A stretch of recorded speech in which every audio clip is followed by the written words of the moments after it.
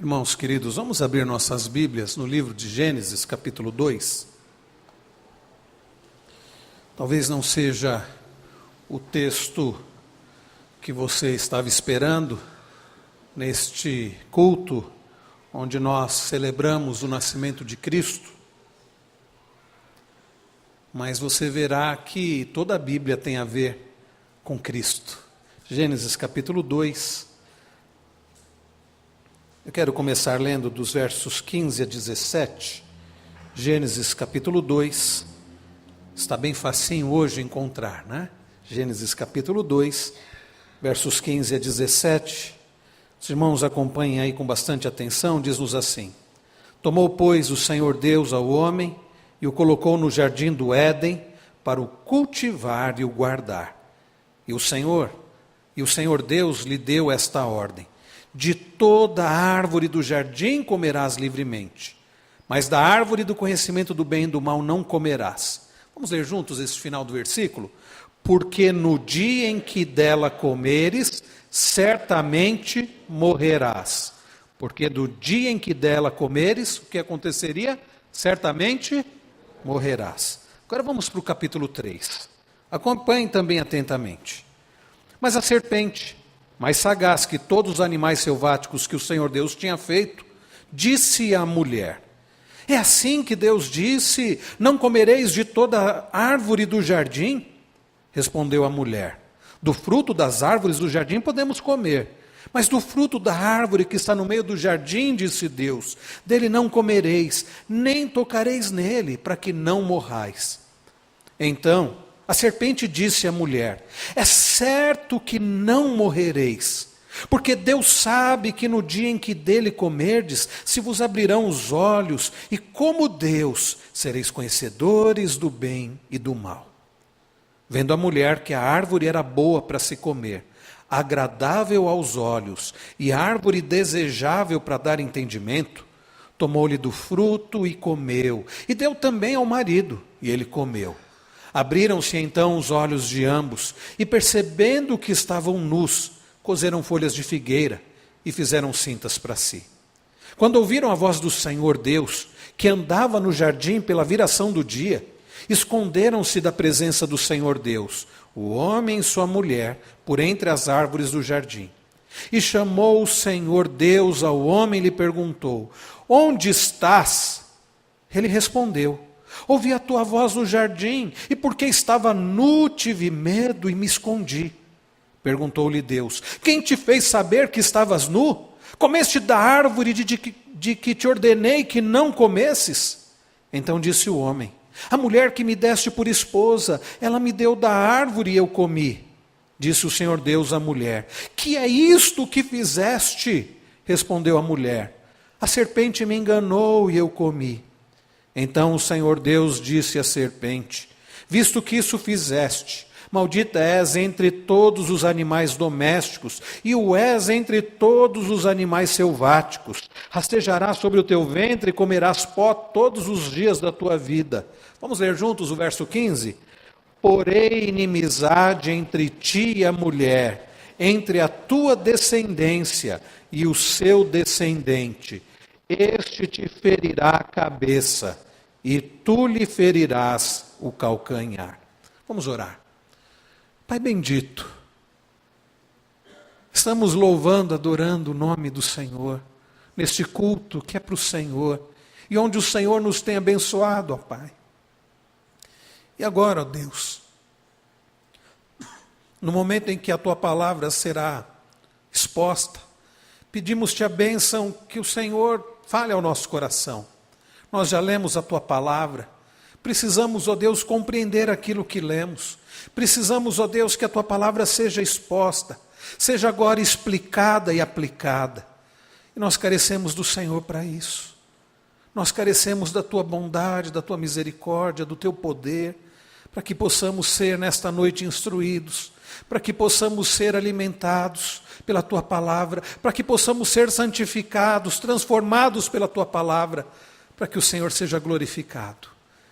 E é por Cristo Jesus que nós oramos gratos. Amém. Nós estamos tão próximos do Natal, E eu não sei como é na sua vida, na sua casa, mas em casa eu posso dizer para os irmãos que está uma ansiedade grande. Há mais de um mês as 3 crianças lá já estão fazendo contagem regressiva, né? E vai se aproximando mais e elas estão ansiosas. E perguntam todos os dias, e elas já acordam falando assim, faltam quantos dias para o Natal?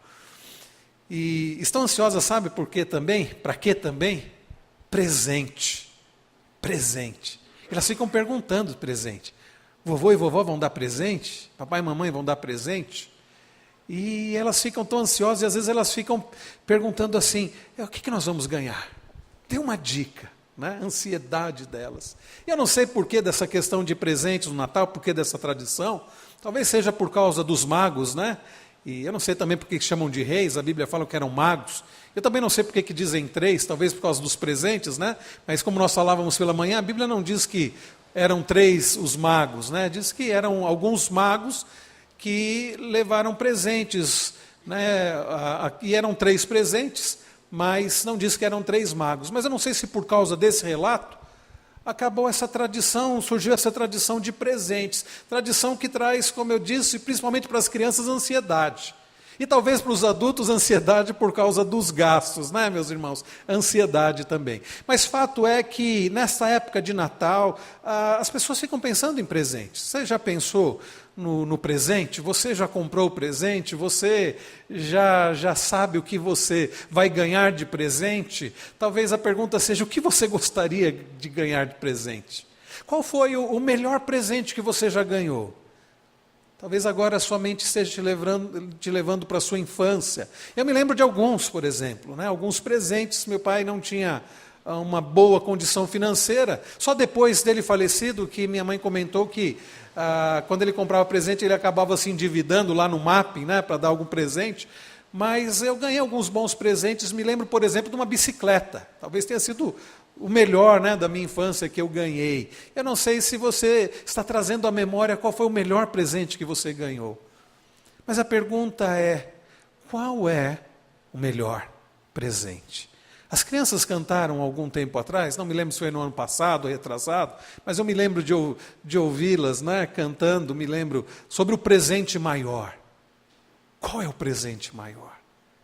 Qual é o grande presente? Nessa noite nós vamos falar sobre o grande presente, sobre o presente maior. Como eu dizia, lá em casa as crianças estão ansiosas e elas ficam pedindo alguma dica. Talvez, meus irmãos, pelo que nós já lemos aqui, você já tenha, pelas dicas aqui da leitura, você já tenha recebido algumas dicas de qual é o presente maior. Qual é o presente maior? Queridos irmãos, o presente maior, o maior presente, não é algo que nos traz algum prazer por algum tempo. Sem dúvida alguma, ganhar um presente é gostoso, traz prazer, não é? Quando é um presente que você queria ganhar, como traz prazer? Mas o presente maior não é algo que nos traga prazer por algum tempo. Não é algo que nos alegra por algum tempo. O presente maior, o maior presente, é o que resolve o nosso maior problema. O presente maior é o que resolve o nosso maior problema. Qual é, meus queridos, o maior problema do ser humano? O maior problema do ser humano a Bíblia chama de pecado. Em Gênesis, nos 2 primeiros capítulos, nós temos o relato. Deus inspira Moisés e Moisés escreve acerca da criação. Nós temos nos capítulos 1 e 2 de Gênesis o relato da criação, onde Deus cria todas as coisas e cria o homem e cria a mulher e os cria à sua imagem e semelhança. Mas quando chega no capítulo 3, nós temos o relato da queda, do pecado do homem e o relato das consequências da queda. Queridos irmãos, qual é o maior presente? Em primeiro lugar, o maior presente é a solução para a morte. Quando a Bíblia fala do pecado, fala acerca da morte. E nos textos que nós lemos no capítulo 2, os versos 15 a 17, nós lemos que Deus foi muito claro com o homem e com a mulher. Volte os seus olhos aqui para o capítulo 2, a partir do verso 15. Nós temos as seguintes palavras: tomou, pois, o Senhor Deus ao homem e o colocou no jardim do Éden para o cultivar e o guardar. Deus, queridos, havia criado o homem à sua imagem e semelhança. Deus havia criado o homem como seu vice-regente, como seu representante. Deus deu, queridos irmãos, ao homem a bênção de poder governar, de poder ser o seu administrador, de ser o seu mordomo, e o colocou no jardim ali, e o colocou para cultivar e guardar aquele jardim. E nós lemos no verso 16 que o Senhor deu uma ordem ao homem: de toda árvore, está muito clara a ordem, de toda árvore do jardim comerás livremente.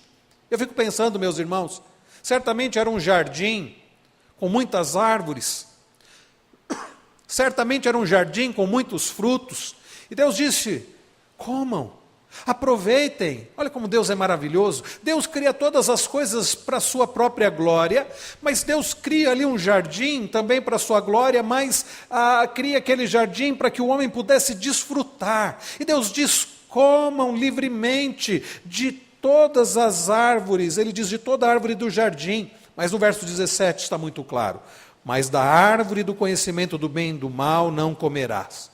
E Deus diz: porque no dia em que dela comeres, certamente morrerás.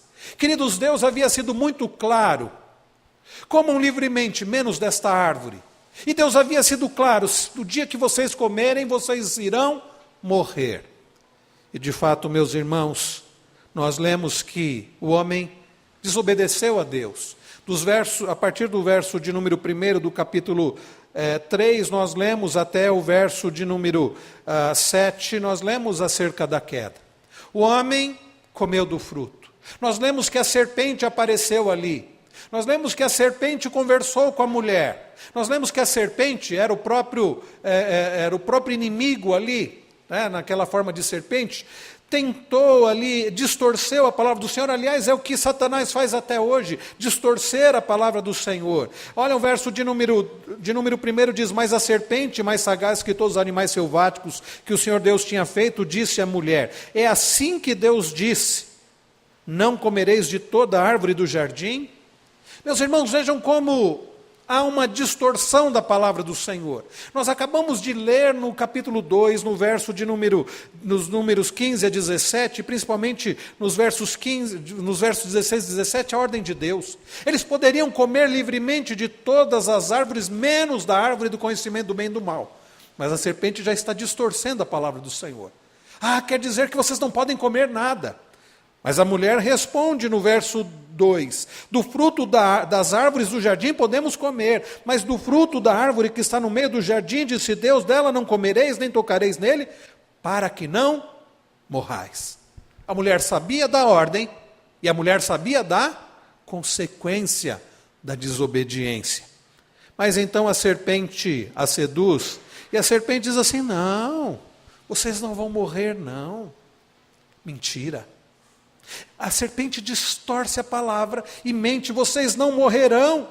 É certo que não morrereis. Deus havia dito: vocês vão morrer. A serpente diz: não, vocês não vão morrer. Em quem é que a mulher acredita? Na serpente. A serpente diz no verso de número 5: porque Deus sabe que no dia em que dele comerdes, se vos abrirão os olhos, e como Deus sereis conhecedores do bem e do mal. E aí vem, meus irmãos, a palavra que tentou profundamente Eva: vocês não vão morrer, pelo contrário, vocês serão iguais a Deus. Vocês terão liberdade. E então no verso 6, vendo a mulher que a árvore era boa para se comer, agradável aos olhos. Percebam aqui nessa descrição de Moisés, aquilo se tornou aquilo encheu os olhos da mulher. Naquele momento, para a mulher o que podia trazer verdadeira alegria para ela era aquilo. O Deus dela naquele momento foi aquilo, um falso Deus, um ídolo. Ele diz assim: agradável aos olhos, árvore desejável para dar entendimento, tomou-lhe do fruto e comeu, e deu também ao marido e ele comeu. Desobediência. E qual é a consequência da desobediência? A morte. Deus havia dito: porque no dia em que dela comerdes, certamente morrereis. E foi de fato, meus irmãos, o que aconteceu. Sendo o homem o representante da raça humana, sendo Adão o representante da raça humana, quer você queira, quer não, O homem, quando pecou, quando desobedeceu a Deus, ele condenou toda a raça humana. O pecado de Adão foi o nosso pecado. Isso é que nós chamamos de representação federativa. Ele era o representante da raça humana. Quer você queira, quer não, toda a raça humana foi condenada através de Adão, quando ele comeu do fruto, quando ele desobedeceu a Deus, e então o ser humano agora está morto. E a ideia de morte na Bíblia, nas Escrituras, tem o significado de separação. O homem morreu no dia em que comeu do fruto, mas como ele morreu, foi primeiro a separação dele com Deus. Aquela comunhão que o homem tinha com Deus, que era uma comunhão perfeita, que era uma comunhão santa, que era uma comunhão constante, ela foi interrompida. Tanto é que nós lemos as consequências disso. O homem começa a querer se esconder do Senhor, ele se esconde de Deus, ele passa a ter medo do Senhor, ele passa a ter culpa, porque aquela comunhão foi interrompida, então a morte. E depois de algum tempo também a morte física, a separação da alma ou espírito do corpo. Consequências do pecado, da queda. Consequências que não somente atingiram Adão e Eva, que atingiram também os seus filhos e toda a sua descendência, e nós estamos incluídos nessa descendência. Morte espiritual, morte física.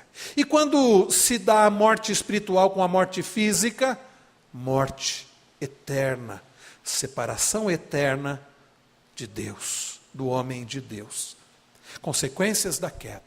O presente maior, queridos, não é aquele que nos dá satisfação por um tempo, não é aquele que torna a nossa vida um pouco mais agradável. O presente maior é o que nos livra do nosso maior mal, que é o pecado, e as consequências do pecado, e a primeira delas e maior, a morte eterna. É interessante ler no verso de número 15, que é o chamado de proto-evangelho, o primeiro evangelho, Deus dizendo: porém inimizade entre ti e a mulher, é Deus falando com a serpente, entre a tua descendência e o seu descendente, este te ferirá a cabeça, e tu lhe ferirás o calcanhar. Está aqui, meus irmãos, nesse versículo, Deus providenciando, Deus prometendo o presente maior que resolve o problema do homem, da morte eterna. O presente maior, meus irmãos, que é a solução para a morte. Lá em João, capítulo 3, verso 16, o versículo certamente mais conhecido, diz que Deus amou o mundo de tal maneira que deu seu Filho unigênito, para que todo o que nele crê não pereça, não morra eternamente, mas tenha vida eterna. Eis aí mais uma dica sobre o presente maior. O presente maior é aquele pelo qual nós passamos da morte para a vida, passamos da morte eterna, que é a consequência do pecado, para a vida eterna. O presente maior, meus irmãos, lá em João 11, 25, Jesus disse: eu sou a ressurreição e a vida, quem crê em mim, ainda que morra, viverá, e todo que vive e crê em mim não morrerá eternamente. Jesus, ao adentrar lá em Betânia, onde Lázaro, o seu grande amigo, estava morto, e as irmãs de Lázaro, Marta e Maria, chegam até ele. Jesus, ele diz essas palavras: eu sou a ressurreição e a vida, quem crê em mim, ainda que morra, viverá, e todo que vive e crê em mim não morrerá eternamente. Ele está dizendo: viverá eternamente. O presente maior é aquele pelo qual o ser humano, que antes estava condenado à morte eterna por causa dos seus pecados, passa a ter a vida eterna através do presente maior. Quem é, meus irmãos, o presente maior? Lá em João 14, verso de número 6, diz-nos: respondeu-lhes Jesus: eu sou o caminho e a verdade e a vida, ninguém vem ao Pai senão por mim.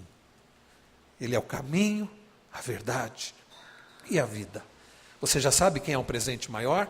O presente maior é aquele pelo qual nós temos a vida eterna. Lá em Romanos 6, 23, o apóstolo Paulo diz: porque o salário do pecado é a morte eterna. Paulo está fazendo coro às palavras de Deus lá de Gênesis 2, 16 e 17. Paulo está dizendo a consequência do pecado, o que você recebe como pagamento pelo pecado é a morte. E Paulo está falando da morte, da separação, da morte eterna. Mas Paulo complementa aqui em Romanos 6,23, ele diz: mas o dom gratuito de Deus é a vida eterna em Cristo Jesus, nosso Senhor. O dom gratuito de Deus, o presente que Deus dá, é a vida eterna em Cristo Jesus. Quem é, queridos, o presente maior? O presente maior é aquele pelo qual nós temos a vida eterna. Mas em segundo lugar, queridos, o presente maior, o maior presente, resolve o que não podemos resolver por nós mesmos. Eu não sei o que você tem desejado de presente. Eu não sei o que você anseia de presente, mas o presente maior é aquele pelo qual nós temos, resolve o que nós não podemos resolver por nós mesmos. Olha aí comigo o verso de número 7, voltando aqui para Gênesis 3. Vamos ler todos juntos, irmãos, o verso de número 7, leiamos. Abriram-se então os olhos de ambos, e percebendo que estavam nus, coseram folhas de figueira e fizeram cintas para si. O homem e a mulher pecaram contra Deus. Quando eles pecam, já vem a consequência imediata do pecado, que é a morte espiritual. Aquela comunhão que eles tinham com Deus agora estava interrompida, estava, meus irmãos, fragmentada. E diz-nos o texto que eles passam a ter uma compreensão que eles não tinham. Eles abrem-se os olhos e eles percebem que eles estavam nus. Eles percebem a própria nudez. E o que eles fazem? Aí eles tentam resolver o problema do jeito deles. Diz-nos aqui o texto que eles cosem folhas de figueira e eles fazem cintas para si.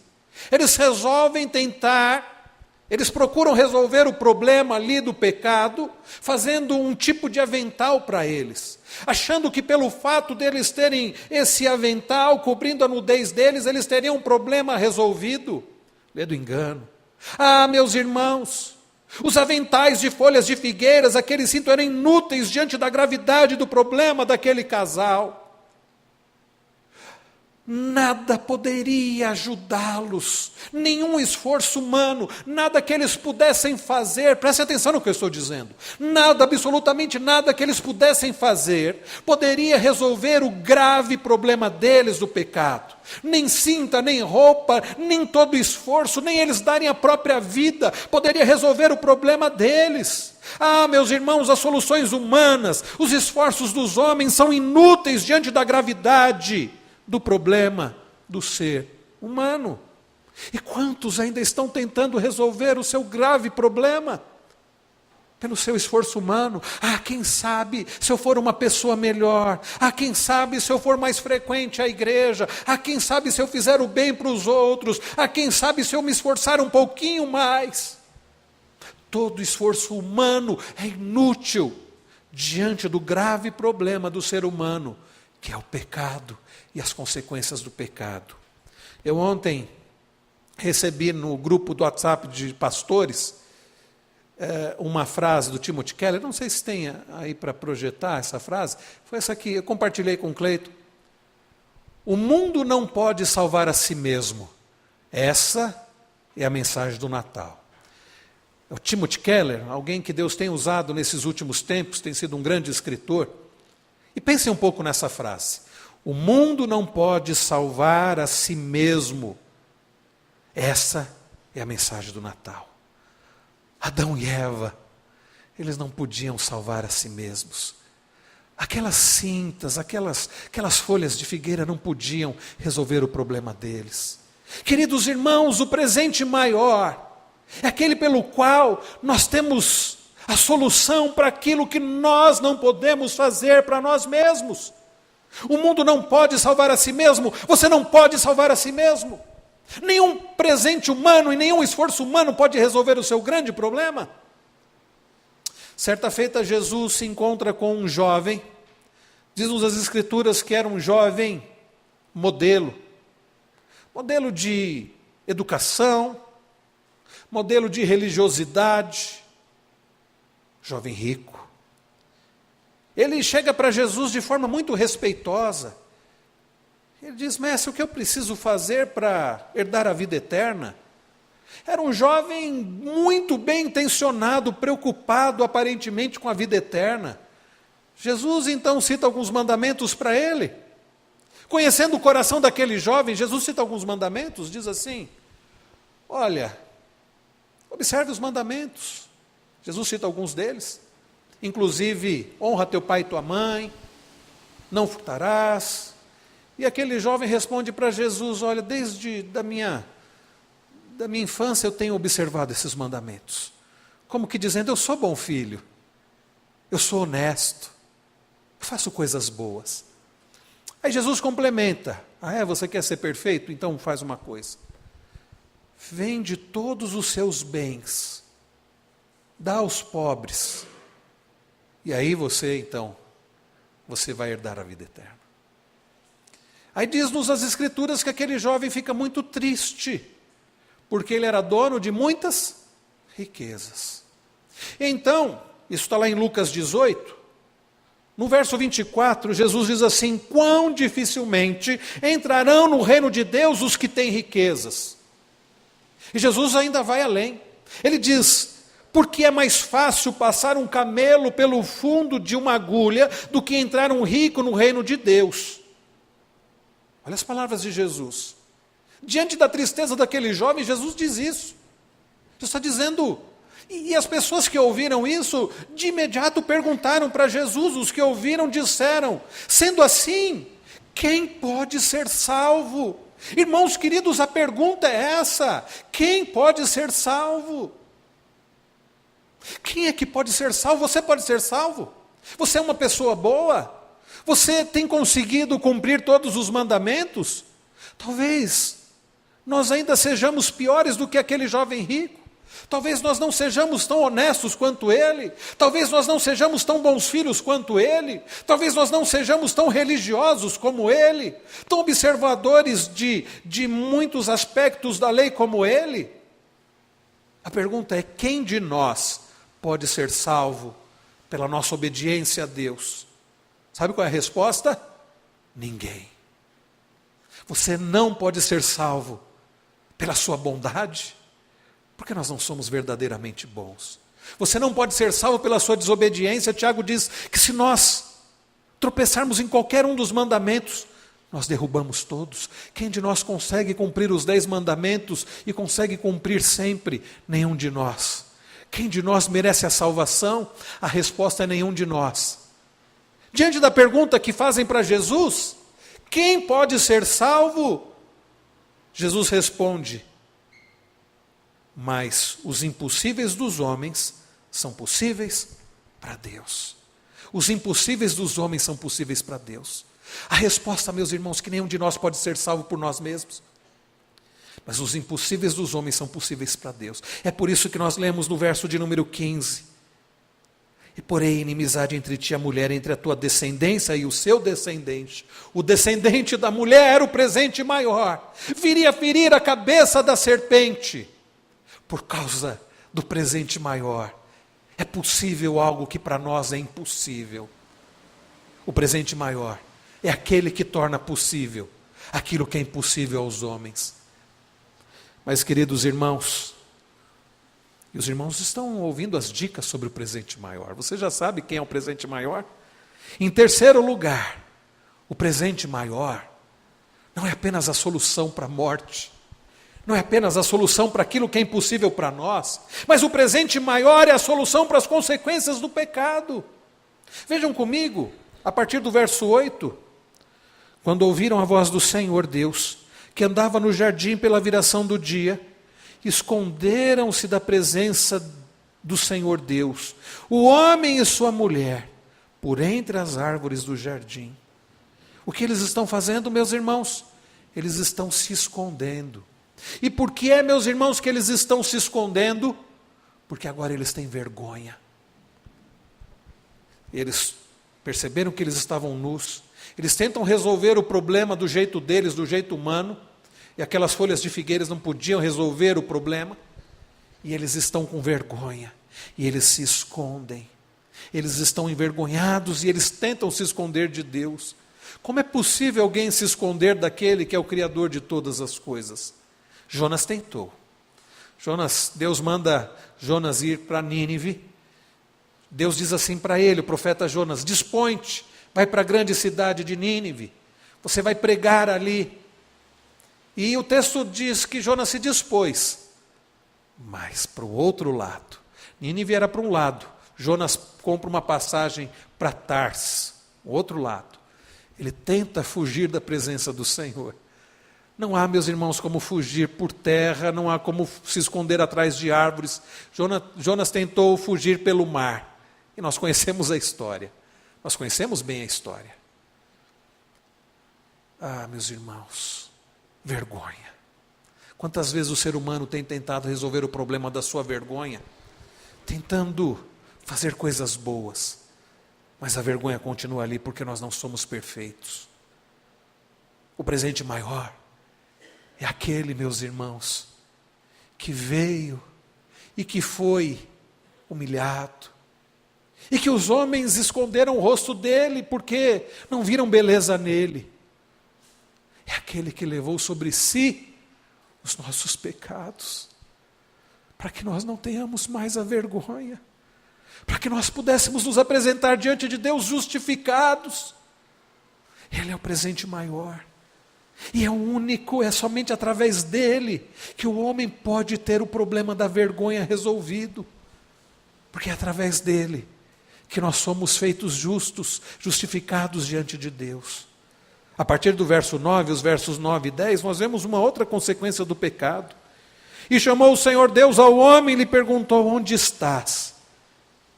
Vamos ler juntos o verso 10?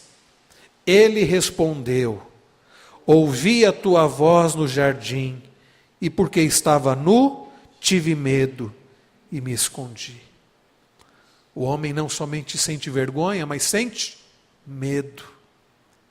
E o medo vai perdurar no coração do ser humano, porque nada, absolutamente nada, pode resolver o problema do medo do ser humano, porque o problema do medo advém do pecado, da queda.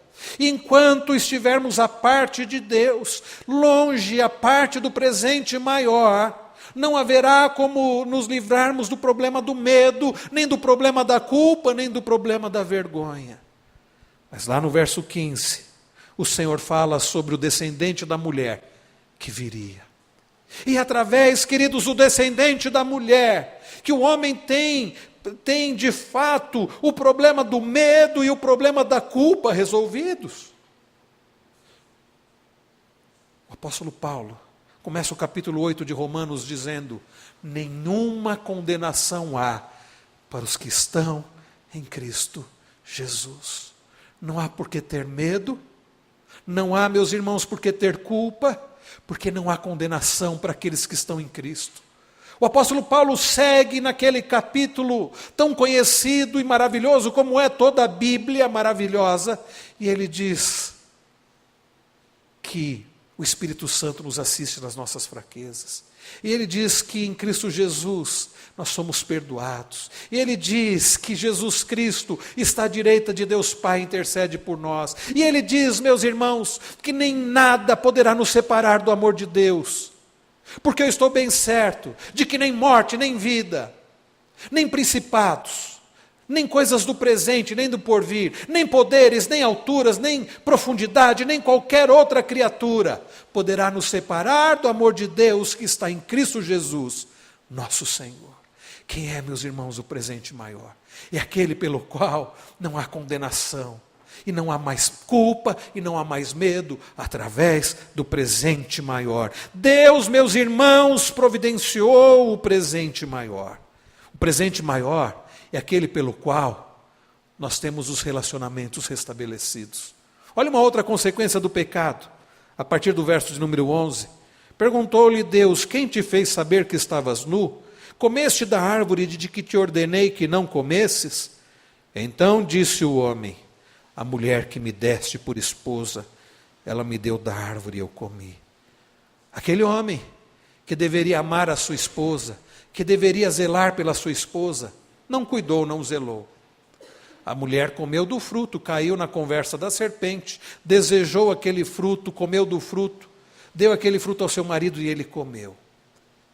E agora, ao invés dele reconhecer a sua própria culpa e dizer: Senhor, eu pequei contra ti, eu reconheço que eu sou o culpado, tem misericórdia de mim. Não, não é isso que ele fez. O que ele fez foi pôr a culpa na sua mulher. Relacionamentos agora quebrados. O relacionamento que o homem tinha com Deus foi quebrado. O relacionamento que o homem tinha com o seu semelhante foi quebrado. O relacionamento que o homem tinha com a criação, com a natureza, com a criação foi quebrado.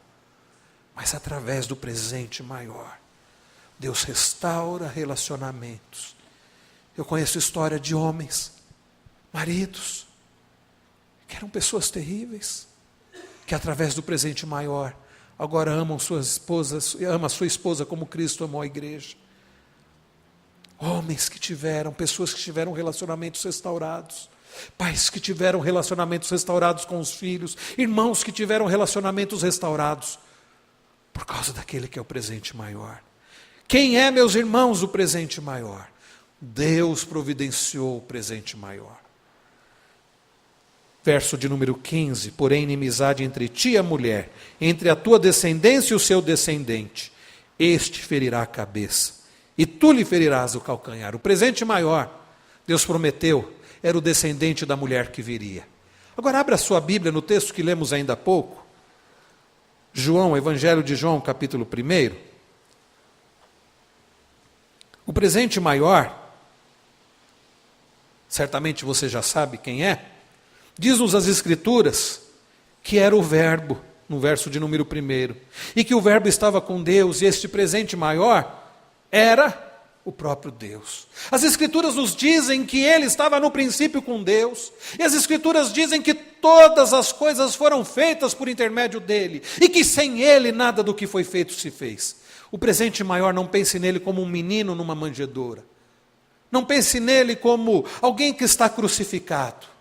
Pense no presente maior como aquele que sim veio a este mundo, nasceu de forma tão humilde como nós já lemos nesta noite, foi morto, foi crucificado, ressuscitou, e Ele está à direita de Deus Pai. O presente maior é aquele que veio a este mundo e é o próprio Deus, e que todas as coisas foram criadas por intermédio dEle, como nós cantamos ainda há pouco em Colossenses 1, Ele que é a imagem perfeita do ser de Deus, porque é o próprio Deus, Ele pelo qual todas as coisas foram feitas. E Paulo, o apóstolo Paulo, lá em Colossenses 1, faz coro ao que nós lemos aqui, meus irmãos, em João 1:3. Ele, meus irmãos, que é o presente maior, como diz o verso de número 14, e o Verbo se fez carne, aquele que foi prometido lá em Gênesis 3:15, se fez carne e habitou entre nós, cheio de graça e de verdade, e vimos a sua glória, glória como do unigênito do Pai. Quem é o presente maior, meus irmãos? É Jesus Cristo, um presente que nos foi dado por amor, porque nós não merecíamos esse presente, um presente pelo qual nós temos o nosso maior problema resolvido, problema que nós não podemos resolver por nós mesmos. O presente maior é Cristo, o presente maior é Jesus Cristo. Agora, sabem, meus irmãos, o que é triste? Verso de número 10, o Verbo estava no mundo, o presente maior, a luz do mundo. O mundo foi feito por intermédio dele, mas o mundo não o conheceu. Quantos ainda não conhecem do presente maior? Quantos conhecem sobre Papai Noel? Quantos conhecem e estão ansiando por tanta coisa, mas não conhecem sobre o presente maior?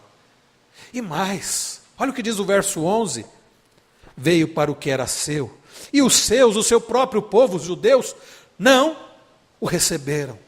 Quantos ainda não receberam este presente maior? Quantos ainda não creem nesse presente maior? Quantos ainda estão rejeitando este presente maior? Isaías escreveu sobre isso lá no capítulo 53 do seu livro. Era desprezado, o mais rejeitado dentre todos os homens, homem de dores e que sabe o que é padecer, ele era rejeitado, dele não fizemos caso. Quantos ainda têm rejeitado este presente maior? Mas vejam o que diz o verso 12, mas a todos quantos o receberam, deu-lhes o poder de serem feitos filhos de Deus, a saber, aos que creem no seu nome, os quais não nasceram do sangue, nem da vontade da carne, nem da vontade do homem, mas que nasceram da vontade de Deus. Este é o presente maior. Jesus Cristo é o presente maior. E a pergunta que eu faço para você nesta noite é: você tem este presente maior? O melhor de Deus, diferente do que muitos colocam, de vez em quando eu leio essa bobagem nas redes sociais, o melhor de Deus para a minha vida ainda está por vir. O melhor de Deus para a nossa vida já veio. Jesus Cristo é o presente maior.